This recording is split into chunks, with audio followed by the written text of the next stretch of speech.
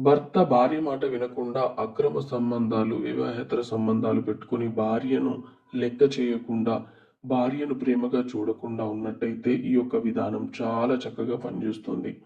అలాగే భార్య పట్ల భర్త ఎంతో ప్రేమ ఆప్యాయతలు చూపించాల్సింది పోయి ఆ భార్యను లెక్క చేయకుండా తన స్వార్థంతో తానే సంతోషంగా ఉన్నప్పుడు ఆ యొక్క భార్య ఏం చేయాలో అర్థం కాక విసిగిపోతూ ఉంటుంది.